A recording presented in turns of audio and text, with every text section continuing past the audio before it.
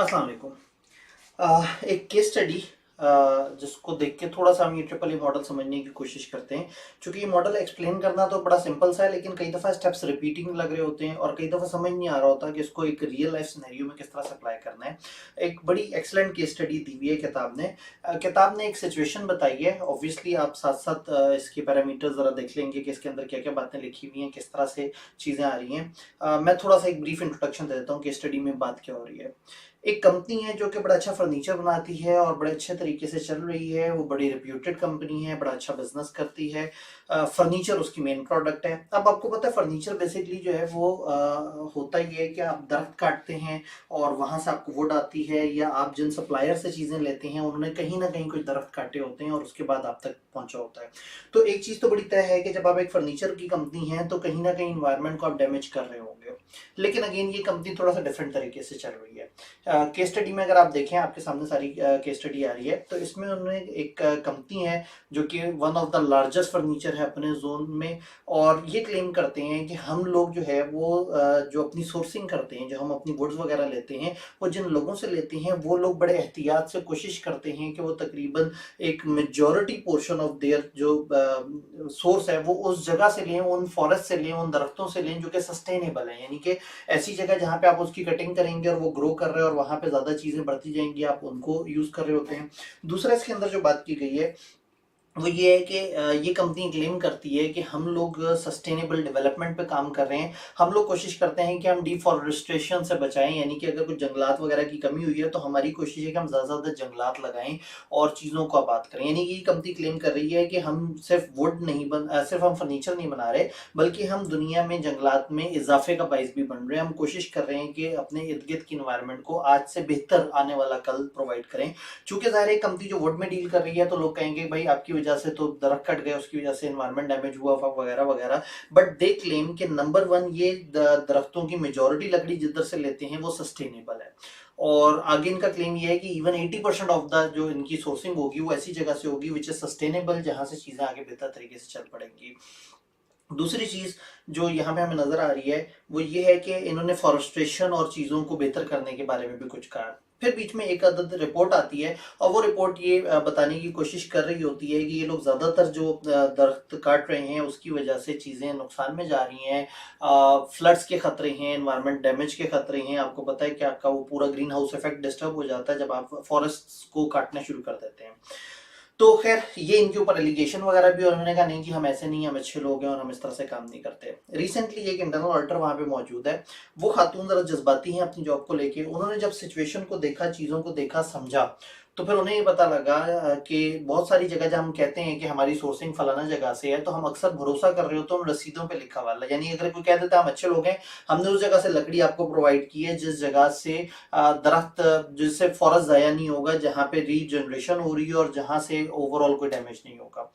तो बजाय इसके कि कंपनी का एक डिपार्टमेंट तहकीक करे और जाके देखे कि जो आपको किसी ने बताया वो झूठ तो नहीं बोल रहे, उन्होंने जो है वो वहां पे कोई तहकीक वगैरह नहीं की और जो रसीद पे लिखा हुआ उस पर भरोसा कर लिया। दूसरा, जब इन्होंने कहा था कि हम डिफॉरेस्टेशन को बचाने की कोशिश कर रहे हैं, हम फॉरेस्ट को मेंटेन करते हैं, हम कोशिश करते हैं, तो जब इसने देखा तो पता ये लगा कि जो हमारी टीम जो फॉरेस्ट वगैरह को मेंटेन करती है, हमारे जो खर्चे हैं उनमें से मेजोरिटी ये है कि टीम वहां जाती है, ठहरती है, हल्ला गुल्ला करती है, होटलों में ठहरती है, खर्चा करती है, खाने पीने करती है और वापस आ जाती है। टेक्निकली शायद हम कह सकते हैं कि 80% टू 90% ऑफ द एक्सपेंसेस वो हमारे एम्प्लॉइज के ऊपर लग रहे हैं, उनके फंड टाइम पे लग रहे हैं, और शायद 10% हम लोग उस एनवायरनमेंट को बेहतर करने के लिए कर रहे हैं। ये खातून आग बगोला हो गई। उन्होंने कहा अब तो खैर नहीं, अब तो जो है ना मैंने इस चीज को अपनी रिपोर्ट में डालना है कि ये तो आपने बड़ा गलत हरकत की है, तो एनवायरनमेंट को हम डैमेज कर रहे हैं। जिस वक्त ये सोच रही थी कि रिपोर्ट में डाला जाए और इसके इदारे के बड़ों को पता लग गया, उन्होंने अचानक से इसको कहा कि आपके पास हम अपनी फलाना हाई क्वालिटी का फर्नीचर आपको 50% ऑफ पे दे देते हैं और आपको ये एक्स्ट्रा फेवर, ये एक्स्ट्रा फेवर, ये एक्स्ट्रा फेवर। ऐसी फेवर जो इस खातून को पता है कि ये फेवर उसको मिलती है जिसने कंपनी में कम से कम 2 साल गुजारे होते हैं। और अगेन ये खातून समझती हैं कि इस वक्त ये फेवर जो है वो सिर्फ एक ही वजह से दी जा रही है, क्योंकि इन्होंने ये अचानक से दरख्तों और इसके ऊपर तहकीक की और इन्हें कुछ खास ऐसी बातें पता लग गई जो अगर ये दुनिया को बताएंगे तो कंपनी की बहुत ज्यादा बदनामी हो सकती है।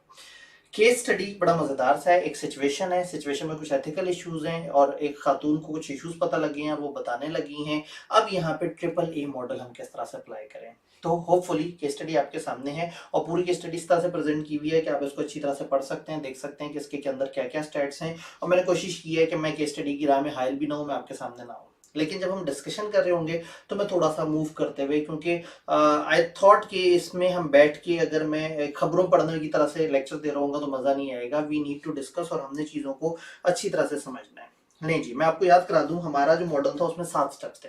पहला स्टेप था आपने केस को आइडेंटिफाई करना है, इशू को आइडेंटिफाई करना है, केस क्या है, इशू क्या है। नंबर 2, उसमें एथिकल मसलों मसाइल क्या है। नंबर 3, उस तरह के मसलों मसाइल में कौन से नॉर्म्स, कौन सी वैल्यूज, कौन सी सोसाइटी की चीजें हैं जो कि चल रही हैं। नंबर 4, आपके पास क्या क्या अल्टरनेट्स हैं। नंबर 5, उन अल्टरनेट्स को लिंक करना है, वो जो सोसाइटी की नॉर्म्स वगैरह उनके साथ कनेक्ट करके देखना है। नंबर 6, हमने देखना है फाइनल कॉन्सिक्वेंस क्या हो सकते हैं, ज्यादा से ज्यादा क्या हो सकता है उसको देखना है। और फाइनली हमने एक खूबसूरत सा प्रूडेंट डिसीजन लेना है उस गिवन सिचुएशन के अंदर। यहाँ पे प्रोफेशनल जजमेंट आ जाती है। होपफुली अब आपने सारा देख लिया है, पढ़ लिया है इसको, नहीं तो पॉज करें, एक दफा केस स्टडी को अच्छी तरह से पढ़ें, समझें, रादर देन कि आप वीडियो प्ले करके देखें। पहले समझना बड़ा जरूरी है कि क्या स्टडी है। मैं यहाँ पे साइड पे खड़ा हुआ हूँ, आपने वीडियो को पॉज करना है और अच्छी तरह से देखना है कि केस स्टडी क्या है। अब मेरी assumption ये है कि आपने केस स्टडी पढ़ ली है और मैंने जो जनरल सा डिस्कशन किया था, आए इसको डिस्कस करते हैं। हुआ क्या? सबसे पहला स्टेप ये है कि आपने इशू डिफाइन करना है, केस डिफाइन करना है। केस क्या है? केस ये है कि एक कंपनी के ऊपर एलिगेशन लगी है कि वो गलत बयानी कर रही है। इशू ये है कि आपको पता लगा है कि वो वाकई गलत बयानी कर रही है। इशू ये है कि आपको एक फेवर मिली है अचानक से, जो कि जिसका आप कहीं से भी अहल नहीं थे। तो इशू ये है कि कंपनी कुछ गलत कर रही है जो कि सामने आया है और वो सामने आने पे आपको एक फेवर देती गई है। सबसे पहले केस हमें ये समझ आया। नंबर 2, इसमें एथिकल इश्यूज क्या है, इसमें एथिक्स क्या है, इसमें ऑब्जेक्टिविटी मुतासिर हो रही है। वो एक खातून, एक एम्प्लॉय है, खातून इंटरनल ऑडिट में है, उनका मकसद है कि वो आइडेंटिफाई करें कि कंपनी क्या गलत कर रही है। तो अगर वो आइडेंटिफाई नहीं करेंगी तो उनकी ऑब्जेक्टिविटी हिट होती है। फिर इंटेग्रिटी, समाज, इन्वायरमेंटल इशू, मतलब आपने जिस दुनिया में रहना है उसी दुनिया को आहिस्ता आहिस्ता तबाह कर रहे हैं कुछ लोग, कुछ बेजमीर लोग जो है वो दुनिया को तबाह कर रहे हैं और आपको पता भी लग गया। अब खामोश रहना आपके लिए बड़ा मुश्किल है, अभी मुजरिमों का साथ देना आपकी इंटेग्रिटी को हिट कर रहा है। तो इशू समझ आया। अब इशू के अंदर हमें ऑब्जेक्टिविटी का इशू नजर आ रहा है, इसके अंदर हमें इंटेग्रिटी का इशू नजर आ रहा है, इसके अंदर हम लोग अपने मुल्क के साथ गद्दारी कर रहे हैं, अपने समाज के साथ गद्दारी कर रहे हैं और कहीं ना कहीं झूठे लोगों को सपोर्ट कर रहे हैं, क्योंकि ये इश्यूज इन्हें पता है लेकिन ये उसके बावजूद एक्शन नहीं ले रहे। ठीक है जी, इश्यूज डिफाइन हो गए, इशू पद समझ आ गया, एथिक्स कौन कौन से इन्वॉल्व है ये समझ आ गया, एथिकल फंडामेंटल्स हमने देखे। अब तीसरी चीज ये है कि अब इस सारी डिस्कशन के अंदर क्या नॉर्म्स हैं, क्या वैल्यूज हैं। नॉर्म्स और वैल्यूज किनको फोकस करना चाहिए? लोगों को हकीकत पता लगनी चाहिए। गवर्नमेंट को ऐसे इदारों को ही लाइसेंस देना होता है जो इन्वायरमेंट को प्रोटेक्ट कर रहे हैं। कंपनी को लॉन्ग रन में बेहतर तरीके से चलना चाहिए, इन्वायरमेंट को डैमेज करने की तरफ नहीं आना चाहिए और लोग उस बिजनेस को पसंद करेंगे जो बिजनेस इन्वायरमेंट को डैमेज नहीं देगा, और अगर डैमेज करता भी है तो वो आहिस्ता आहिस्ता उसको रिस्टोर करने की कोशिश करेगा। तो यहाँ पे जो इश्यूज हमें समझ आ रहे हैं वो बेसिकली कुछ इस नौयत के हैं। तो हमने एथिकल इश्यूज देखने के बाद अभी समझ लिया है कि सोसाइटी के एक्सेप्टेबल नॉर्म्स क्या होंगे कि दरख्त काटे ही ना जाए सिरे से, और अगर काटे भी जाएं तो जितने काटे हैं उससे ज्यादा रीजनरेट करने की कोशिश की जाए और लोगों को सच बताया जाए। मतलब लोगों की एक्सपेक्टेशन है कि उनको सच पता लगे। अब इस वक्त हम नहीं देख रहे हमारे पास क्या अल्टरनेट्स हैं, हम ये देख रहे हैं कि लोगों के लिए इस वक्त क्या एक्सेप्टेबल है इस सारे सिचुएशन में। एंड जी अब चौथी तरफ आते हैं, अल्टरनेटिव्स क्या है। अल्टरनेटिव नंबर 1, वो जो उन्होंने आपको फेवर दिया आप उसको एक्सेप्ट कर लें और अपना मुंह बंद रखें और किसी को रिपोर्ट ना करें। इस वक्त आप भूल जाएं एथिक्स क्या कहते हैं, नॉर्म्स क्या कहती हैं। इस वक्त आप अल्टरनेट सोचें क्या क्या। एक अल्टरनेट, एक्सेप्ट कर लें, कुछ ना बताएं। दूसरा, एक्सेप्ट कर लें इंड्यूसमेंट जो आपको बेनिफिट दिया जा रहा है और अपनी रिपोर्ट में भी डाल दें, यानी कि उन्होंने जो फेवर दिया वो भी ले लें और साथ में अपनी रिपोर्ट में भी तस्करा कर दें कि ये इशू आ रहा है। तीसरा, उनकी फेवर को इनकार कर दें और रिपोर्ट में भी कुछ मत बोलें, खामोश रहें। चौथा, उनकी इंड्यूसमेंट को भी इनकार कर दें और रिपोर्ट में तसल्ली से बता दें कि क्या मामला है और किस तरह से है। तो ये हमारे पास 4 अल्टरनेट्स नजर आ रहे हैं कि ये 4 तरह की ऑप्शंस हैं जो हम इसमें कर सकते हैं। अब अल्टरनेट्स को नॉर्म्स के साथ रिलेट करते हैं। स्टेप 5, ये अल्टरनेट कि मैं इंड्यूसमेंट एक्सेप्ट कर लूं, अच्छी बात नहीं है। इंड्यूसमेंट एक्सेप्ट कर लिया, इसका मतलब है कि मैंने गद्दारी की है, मैंने अपनी ऑब्जेक्टिविटी को हिट किया है। और आइडियली एक बंदे को जो इंटरनल ऑडिट डिपार्टमेंट में है, प्रोफेशनल है, उसे नहीं चाहिए कि वो कुछ ऐसा करे जो कि उसकी प्रोफेशनलिज्म के खिलाफ हो, उसकी ऑब्जेक्टिविटी के खिलाफ हो। तो एक्सेप्ट करना जो है वो नॉर्म्स के साथ मैच नहीं हो रहा। रिपोर्ट ना करना, उनके बारे में ना बताना, आपने एनवायरनमेंट से गद्दारी की है। लोगों की जो ट्रांसपेरेंसी वाली नीड थी आपने उसको हिट कर दिया। लोग जो चाहते थे कि उन्हें पता लगे कि क्या मामला है और किस तरह से, तो आपने उन बेचारों को जो है वो तकलीफ पहुंचाई है। उन लोगों को अब उनका सही मामला नहीं पता लग रहा। देन रिपोर्ट भी ना करें, इंड्यूसमेंट भी एक्सेप्ट कर लें, ये तो बहुत ही खतरनाक हो जाएगा। इंड्यूसमेंट एक्सेप्ट कर लें लेकिन रिपोर्ट भी कर लें। अब इंड्यूसमेंट एक्सेप्ट कर लें तो आपने कहीं ना कहीं थोड़ा सा कोशिश की है कि कंपनी में रहें, कंपनी में रह के आप काम कर सकें, और आपने आवाम को, समाज को ज़्यादा बेहतर इन्फॉर्मेशन देने की कोशिश की। तो भी हमने क्या किया, हमने अलग अलग अल्टरनेट्स में देखा है कि उसमें कौन कौन से नॉर्म्स और क्या चीज़ें हिट हो रही हैं। अब फाइनल कॉन्सिक्वेंस देखते हैं। 4 ऑप्शन है, चारों की क्या क्या कॉन्सिक्वेंसेज हो सकते हैं।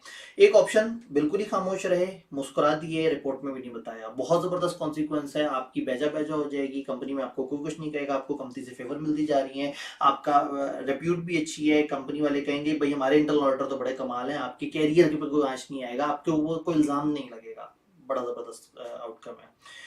नंबर 2, इंड्यूसमेंट ले लेते हैं लेकिन रिपोर्ट में दे देते हैं। इंड्यूसमेंट ले लेते हैं तो ये आपके लिए अच्छा है, आपको मजा आएगा, आपको एक सस्ते में एक बड़ी अच्छी प्रोडक्ट मिल जाएगी, लेकिन कैरियर के लिए खतरनाक है। अगर आप रिपोर्ट में दे देंगे तो कंपनी वाले कहेंगे ये क्या किया, हमें बदनाम कर दिया, हमारा नुकसान कर दिया, खतरनाक हो गया। तीसरा, आपने इंड्यूसमेंट नहीं ली, कंपनी वालों को पता लग जाएगा ईमानदार आदमी, और आपने रिपोर्ट में भी नहीं बताया, कंपनी को ये समझ आ जाएगा ईमानदार आदमी है, आपने अपने साथ गद्दारी भी नहीं की और आपने अच्छा किया, अपने कैरियर को फ्लरिश होने दिया, लेकिन रिपोर्ट में बता दें। अब अगर रिपोर्ट में आप बता दें तो उससे ये है कि आपको ये भी तसल्ली होगी कि आपने रिपोर्ट के कॉन्सिक्वेंसेस भी, मतलब लोगों को भी सच बता दिया, और ये भी पता होगा कि मैंने कोई बेईमानी नहीं की, मैंने इंड्यूसमेंट भी नहीं ली। और आखिरी हल ये कि रिपोर्ट में भी क्लियरली बता दिया, इंड्यूसमेंट भी नहीं ली, सॉरी मतलब तीसरे वाले में हमने कहा था कि हमने इंड्यूसमेंट जो है वो नहीं लेनी, लेकिन रिपोर्ट में भी नहीं बताना, उनको भी बचा लेना है और खुद को, अपनी ईमानदारी को भी बचा लेना है। लेकिन फाइनल जो चीज़ है कि आपने दोनों काम करने हैं, रिपोर्ट में भी बता देना है, इंड्यूसमेंट भी नहीं लेनी, आपने अपनी ऑब्जेक्टिविटी बचा ली, प्रोफेशनलिज्म बचा ली, आपने अवाम की ट्रांसपेरेंसी बता ली, सब कुछ वो कर लिया, एक ओवरऑल अच्छी गवर्नेंस सब कुछ है। लेकिन जो चीज़ मिस कर दी आपने, दैट इज कि आपका कैरियर हिट हो सकता है, आपको नुकसान पहुंच सकता है, आपको तकलीफ पहुंच सकती है। अब क्या हुआ, अब हमारे सामने डिफरेंट कॉन्सिक्वेंसेज आ गए, डिफरेंट एथिकल इश्यूज आ गए, सारी चीजें हमारे पास आ गई। अब हमने बैठ के एक डिसीजन लेना है कि अब हमें क्या करना होगा। तो यहाँ पे अब एंड पे आपने अपने प्रोफेशनल बिहेवियर को लेके आना है, अपनी प्रोफेशनलिज्म को लेके आना है, ये सारी सिचुएशन देखनी है, सारों को वेट करना है, सारे कॉन्सिक्वेंसेज को देखना है और एक आइडियल डिसीजन पे पहुंचना है। An ideal decision would be कि इस वक्त जमीर की आवाज सुने, आपकी कौम लेवल का मसला है, पूरी दुनिया लेवल का मसला है, इन्हें ऐसे नहीं करना चाहिए। पहले कोशिश करें कि आप कुछ बड़ों को शिकायत करें कि भाई ऐसा हो रहा है, मुझे अपनी रिपोर्ट में डालना है, और अगर फिर भी चीजें बेहतर नहीं होती तो फिर बेहतर है कि आप पब्लिकली इसको बता दें। कैरियर, एक इंसान अपने कैरियर को फिलहाल दांव पे लगा दे, कोई बात नहीं, लेकिन एक पूरी की पूरी नस्ल को तबाह होने से बचाने के लिए आपको एक अहम किरदार अदा करना चाहिए। तो मैं अगर सिचुएशन में हूँगा तो मैं थोड़ा सा सोचूंगा कि यहाँ पे मुझे भाग जाना चाहिए, कंपनी छोड़ के भाग जाऊं और मैं पब्लिकली बता दूं। हो सकता है एक बेहतर ऑप्शन ये हो कि आप कुछ अथॉरिटीज को जाके बताएं और उनसे रिक्वेस्ट करें कि देखिए अगर आप लीनियंट एक्शन ले सकते हो, या एक और तरीका ये है कि आप कंपनी के चंद बड़ों के पास जाके और उनको बताएं कि ये सिचुएशन है, सिचुएशन में जरा आप देख लें, ये इशू आ रहा है, आप लोग इस पे एक्शन ले लें, मैं नहीं चाह रहा ये अथॉरिटीज के पास जाऊं, लेकिन अगर आप इसका कोई सोल्यूशन निकाल सकते हैं तो निकाल लें। तो दरमियाना रास्ता भी आ सकता है। हमने अल्टरनेट्स थोड़े से एक्सट्रीम वाले देख लिए, आपको पता है कि फाइनल सोल्यूशन में हमने दरमियान का कोई एक रीजनेबल सा रास्ता चूज करने की कोशिश करनी है। तो that was triple A model, जिसको हमने केस स्टडी में समझने की कोशिश की। ले जी, एक और मॉडल को समझने की कोशिश करते हैं। ट्रिपल ए मॉडल हमें समझ आ गया हुआ है। अब हम बात कर रहे हैं ट्रकर का 5 क्वेश्चन मॉडल। ट्रकर ने बेसिकली कहा है कि आपने किसी भी प्रॉब्लम को, किसी भी एथिकल डायलेमा वाले प्रॉब्लम को डिफरेंट पर्सपेक्टिव से देखना है। इसमें बेसिकली हम 5 सवाल पूछते हैं। हम देखना ये चाह रहे होते हैं कि अलग अलग तरह के स्टेक होल्डर्स के पर्सपेक्टिव से क्या वो चीज़ ठीक है। जब हम उन सारे सवालों के ऊपर से अपने उसको परखते हैं सिचुएशन को, तो देन हमारा माइंड ज़रा ज़्यादा ईजी हो जाता है और हमारे लिए डिसीजन लेना थोड़ा सा आसान हो जाता है। अगर हम देखने की कोशिश करें तो 5 सवाल क्या हैं। सबसे पहले सवाल, असल में होता ही है कि जब भी एक प्रॉब्लम सामने आए ना, तो फौरन से एक ऑब्वियस सोल्यूशन जहन में आता है, फौरन से उसका एक ऑब्वियस इंपैक्ट जहन में आता है। लेकिन मॉडल ने क्या, 1 मिनट रुक जाओ, सुकून से तसल्ली से उसके स्टेप बाय स्टेप जो जो पर्सपेक्टिव जहन में आ रहे हैं उनको सोचो। जब सारे पर्सपेक्टिव सामने होंगे उनको वेट करना आसान होगा और उसकी मदद से एक अच्छा डिसीजन लेना आपके लिए ज़रा ज़्यादा ईजी हो जाएगा। फॉर एग्जाम्पल, इन्होंने कहा जब भी एक प्रॉब्लम है आप देखें कि क्या वो प्रॉफिटेबल है, क्या उस सिचुएशन में जो आप करने जा रहे हैं क्या वो करना प्रॉफिटेबल होगा, क्या जो हो रहा है एंटिटी वाले जो कर रहे हैं क्या उसकी मार्केट वैल्यू क्या, उससे फायदा कितना होगा, उससे कंपनी को कितना फायदा होगा, शेयर होल्डर्स को कितना फायदा होगा, अवाम को कितना फायदा होगा, वगैरह वगैरह। क्या वो लीगल है, अगर वो इलीगल है तो क्या मसलो मसाइल हैं, अगर वो लीगल है तो अगेन जो भी प्रॉब्लम सामने है तो देखेंगे इस प्रॉब्लम से, ये प्रॉब्लम है तो इसका कोई कमर्शियल इम्पैक्ट है, इसका कोई लीगल इम्पैक्ट है, क्या ये फेयर है, सोशल वैल्यूज मतलब समाज की नज़र में क्या ये होना ठीक है या नहीं, देन इज इट राइट। समाज जो मर्जी कहे, एक मेरा दिल की आवाज़ भी तो है, मेरा दिल क्या कह रहा है, क्या ये सही होने जा रहा है, क्या ये कुछ गलत तो नहीं हो रहा, क्या मुझे यहाँ आवाज़ उठानी चाहिए, क्या मुझे यहाँ सोचना चाहिए, एंड क्या सस्टेनेबल डेवलपमेंट है, क्या एनवायरनमेंट के हिसाब से ये चीज़ सही है या नहीं। इसका मतलब आपने उसकी कमर्शियल वैल्यू देखनी है, उसकी लीगल सेंस देखनी है, उसकी समाजी वैल्यू देखनी है, अपनी नज़र में उस इशू को देखना है और एनवायरनमेंट की नज़र से उस इशू को देखना है। तो जब आप एक इसी इशू को 5 डायमेंशन में देखेंगे और पांचों के आप कॉन्सिक्वेंसेज देखने की कोशिश करेंगे, अब आपके लिए डिसीजन लेना थोड़ा सा आसान हो जाएगा। मार्केट वैल्यू में आपने उसकी कमर्शियलिज्म देखनी है, उससे रुपए पैसा वगैरह फायदा कितना होगा। लीगल वैल्यूज में देखना है कोई कानून तो नहीं टूट रहा। सोशल वैल्यूज में देखना है अवाम की नजर में ये चीज कैसी है। पर्सनल में अपनी नजर से देखना उस इशू को, रिस्पेक्टिव के कमर्शियल क्या कहता है। और फाइनली ओवरऑल एनवायरनमेंट, चीजें किस तरह से चल रही हैं। जब हम इन वैल्यूज की बात करते हैं ना, तो इन वैल्यूज को देखने की कुछ एक्सट्रीम्स है। वैल्यू को देखने के 2 तरीके हैं, एक को हम कहते हैं यूटिलिटेरियनिज्म और एक को हम कहते हैं रूल एथिक। रूल एथिक तो बड़ा सिंपल सा है भाई, एथिक्स की नजर से आप देखें जो हो रहा है वो सही हो रहा है या नहीं, क्या वो गलत है, क्या एथिकली ऐसा होना चाहिए, क्या ये चीज करनी चाहिए नहीं करनी चाहिए, ओके। बट एक दूसरा फिनोमेना है यूटिलिटेरियनिज्म। यूटिलिटी कितनी जनरेट हो रही है, उस ऑप्शन से क्या हो रहा है, उससे फर्क क्या पड़ रहा है। तो जब आप सिर्फ एथिक्स की गर्दान के बजाय साथ में थोड़ा सा यूटिलिटी को भी देखते हैं, एक बिगर पिक्चर को देखते हैं, ज्यादा बेहतर पिक्चर को देखते हैं, तो फिर ट्रकर ये कहता है कि कई दफा आपका वो डिसीजन नहीं होता, फौरी तौर पे आप सुनते से आते ही कहेंगे ओहो एथिकली सब कुछ गलत हो गया, ऐसे नहीं होना चाहिए। लेकिन जब आप ओवरऑल देखेंगे उस चीज की वजह से क्या आउटकम आ रहा है। फॉर एग्जाम्पल, मैंने एक बात की थी एथिक्स को डिस्कस करते हुए, एक डॉक्टर ने एक मरीज से पूछे बगैर जब वो मर गया उसके ऑर्गन्स उठा के दे दिए किसी को, किसी और मरीज को लगा दिए। एथिकली आपको फौरन से सुन के लगा नहीं यार क्या गंदी घटिया बात कर दी इसने, बगैर पूछे बगैर कुछ और, एक बंदे की मरे हुए बंदे पे भी तरस नहीं खाया, चीर फाड़ के जालिम ने उठा के ऑर्गन किसी और को लगा दिया। Okay, ethical point of view से एक वैल्यू हमारे जहन में आई। लेकिन अब थोड़ा सा यूटिलिटेरिज्म की तरफ आए। बंदा तो मर गया, उसने तो अल्टीमेटली कब्र में जाना है, कॉफिन में जाना है, जल जाना है, डिपेंडिंग अपॉन अलग अलग तरह के जो रिलीजियस स्कूल ऑफ थॉट है। तो वो बंदा कोई फायदा नहीं दे सकता किसी का, सिर्फ जमीन का ईंधन बन जाएगा, राख बन जाएगा या कुछ और इस तरह से होगा। वाई नॉट के उसका ऑर्गन देने से एक इंसान को जिंदगी मिल सकती है, एक इंसान को ज़्यादा सेहत मिल सकती है, एक इंसान की आंखें वापस आ सकती हैं। अब अगेन, अब थोड़ी देर के लिए एथिक्स और ऐसी बातों को साइड पे रख के देखें, फ़ायदा है, लोगों को फायदा हो रहा है, समाज को फायदा हो रहा है। तो जरूरी नहीं कि हम हमेशा सिर्फ एक एंगल से सोचें, अलग अलग एंगल से सोचें। हम यहाँ पे थोड़ा सा मामला खराब हो जाता है कि यहाँ पे हम थोड़ा सा फिर आदम बेजार हो जाते हैं। कई दफा हम फ्रेमवर्क को, एथिक्स को, कानून को, रूल्स को, रिलीजन को छोड़ देते हैं और हम देखते हैं greater cause of the community.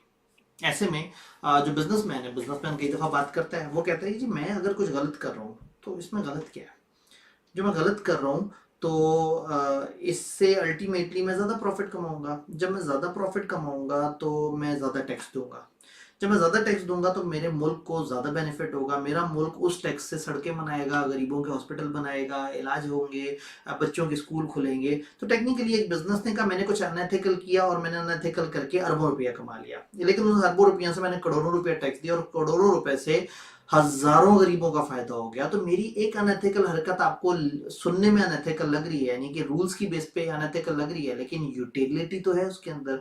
उससे अल्टीमेटली मैं अपने मुल्क के गरीबों का पेट पालने में कामयाब हो गया। मामला फंस गया, आप ऐसी सिचुएशन में आ गए कि अब आपको अचानक से लगना शुरू हो गया कि यार ये तो थोड़ा थोड़ा सा सही लग रहा है। तो थोड़ा सा एक दफा रुकना है। 5 सवाल, जो भी प्रॉब्लम सामने आ रहा है क्या वो प्रॉफिटेबल है, क्या उससे कंपनी को प्रॉफिट बढ़ेगा, क्या उससे मार्केट वैल्यू बढ़ेगी, क्या शेयर होल्डर्स को अच्छा लगेगा, क्या रुपए पैसे में कंपनी ग्रो करेगी, इररिस्पेक्टिव के बाकी सारे क्या है। फिर सेकंड सवाल, क्या कानून की नजर में सही है या गलत है, इस पर्सपेक्टिव से देखना है। तीसरा, समाज, अब प्रॉफिट अपना छोड़ें, लॉ को छोड़ें, दुनिया की नजर में जो हो रहा है वो सही हो रहा है या नहीं हो रहा है, ये भी एक बैलेंस है जिसको आपने अब जब तराजू में रखना है सारी चीजों को, तो इसी चीज को भी रखना है।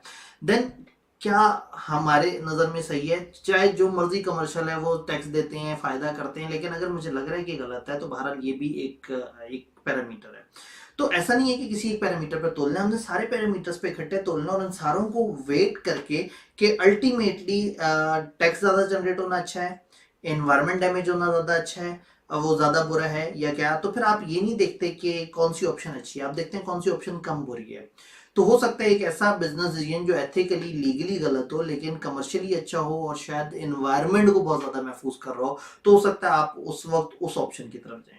ये बात हमने पहले की थी कि एथिकल डायलेमा में कोई फाइनल सोल्यूशन नहीं है, ये भी ठीक है वो भी ठीक है, ये भी गलत है वो भी गलत है, कुछ ऐसा सोल्यूशन निकालना है जिसमें विन विन सिचुएशन हो। तो बेसिकली आपने हर इश्यू को 5 नजरों से देखना है, 5 नजरों से देखने के बाद उसके कॉन्सिक्वेंसेस को वेट करना है, फिर आपको पता लगेगा कि ज्यादा बेहतर क्या सोल्यूशन था। थोड़ा सा इसको समझाने के लिए मैं काम करता हूँ, मैं वही एग्जांपल पकड़ता हूँ जिससे पहले हमने देखी थी, और उस एग्जांपल को इसी पैरामीटर पे हम लोगों ने ट्रिपल ए मॉडल पे देखा था, इसी पैरामीटर पे रख के देखते हैं कि क्या इससे हमारा मसला हल होता है। लें जी, सेम केस स्टडी जो है वो ट्रकर के मॉडल को समझने के लिए देखते हैं, ताकि हम एक डिफरेंट केस स्टडी भी देख सकते थे और आप प्रैक्टिस क्वेश्चंस को प्रैक्टिस करेंगे तो उसमें बहुत सारी आपको एग्जांपल्स मिल जाएंगी। इसी केस स्टडी को दोबारा चूज करने का मकसद ये था कि लॉजिकली हम समझ सकें कि एक ही तरह की सिचुएशन दोनों तरह के मॉडल्स में हमें किस किस तरह की आउटकम दे रही है। तो केस स्टडी आपके सामने, आपने पहले भी पढ़ी हुई है, अगर नहीं पढ़ी हुई या आपको भूल गई है तो एक दफा पॉज करें वीडियो को, केस स्टडी को पढ़ें और फिर हम इसके ऊपर अपना मॉडल अप्लाई करते हैं। चलें जी आगे चलते हैं। मॉडल क्या था? 5 क्वेश्चन मॉडल था। अब मैंने 5 सवाल पूछने हैं। सबसे पहले, इज इट प्रॉफिटेबल? पहला सवाल ये है कि क्या ये प्रॉफिटेबल है, यानी कि मार्केट वैल्यू क्या है। कंपनी अगर दरख्त काटेगी, दरख्त ज्यादा काटेगी तो कंपनी अच्छे से अच्छे फर्नीचर बनाएगी, कंपनी ज्यादा प्रॉफिट कमाएगी, कंपनी अपने तमाम शेयर होल्डर्स को, तमाम स्टेक होल्डर्स को बड़े अच्छे रेवेन्यू के चंक्स जनरेट करने में कामयाब हो जाएगी। तो ये चीज़ तो मज़ेदार लग रही है। मार्केट वैल्यू के हिसाब से मुझे कंपनी का इस वक्त जो है वो बेईमानी करना, गड़बड़ करना या फॉरेस्ट को खा जाना, तबाह करना मुझे ठीक लग रहा है। मुझे मार्केट वैल्यू के हिसाब से ये ज़्यादा वर्थ जनरेट करता लग रहा है, शेयर होल्डर्स को अच्छा लगेगा, कंपनी ज़्यादा प्रॉफिट जनरेट करेगी, ज़्यादा टैक्स देगी, सोसाइटी एट लार्ज यूटिलिटेरियनिज्म के हिसाब से अच्छी तरफ जा रही है। ओके, लीगली क्या दरख्त काटना लीगली मना है? दरख्त काटना अगर मना है फिर तो कोई भी फर्नीचर नहीं बना सकता। इसका मतलब ये है कि दरख्त काटने के ऊपर कुछ लॉज एंड रेगुलेशन होंगे, और हो सकता है अगर एक लॉ ये कहता है कि आपने जितने दरख्त काटे उससे ज्यादा अगर दरख्त जनरेट करके दे दिए, आपने उतने ज्यादा दरख्त लगा दिए तो ठीक है। तो हो सकता है हमारी ये कंपनी, हम ज्यादा जज्बाती ना हो, हम ये देखें कि ये जो दरख्त काट रहे हैं और उसके बाद ये दरख्त मजीद कितने उगा रहे हैं। मजीद उगाने में मसलो मसाइल हैं, ठीक है, जितनी दिल से उगाने चाहिए उतने दिल से नहीं उगा रहे, लेकिन अगर कच्चे दिल से भी, खराब दिल से भी कर रहे हैं तो हो सकता है कि शायद जो जितना लॉ ने बताया वो उतना पूरा कर रहे हो।